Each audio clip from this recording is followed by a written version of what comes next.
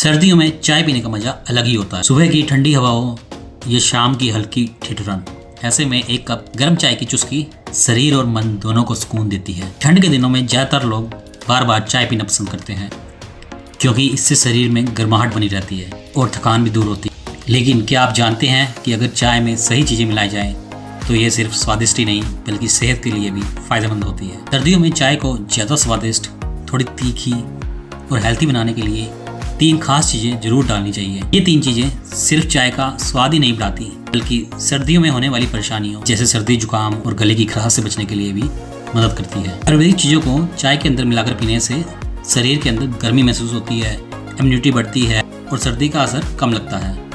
इसलिए अगर आप रोज चाय पीते हैं तो इन घरेलू चीजों को चाय में मिलाकर आप अपनी चाय को फायदेमंद बना सकते हैं। सबसे पहली चीज जो है वो है लौंग। लौंग चाय का स्वाद बढ़ाने के साथ साथ शरीर को गर्माहट देने में भी हेल्प करती है।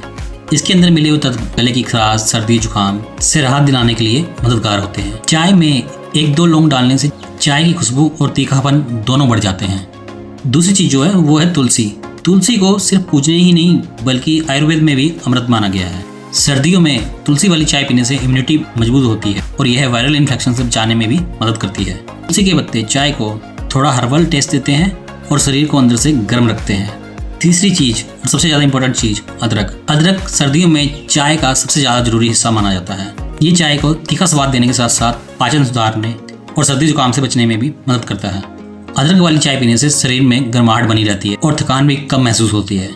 लौंग, तुलसी, अदरक को सिर्फ चाय में ही डालकर नहीं बल्कि किसी भी ड्रिंक में डालकर पीने से सिर्फ सर्दी से ही बचाव नहीं होता बल्कि सेहत के लिए भी फायदेमंद होती है और इन चीजों को डालने से स्वाद और खुशबू दोनों ही बढ़ जाते हैं।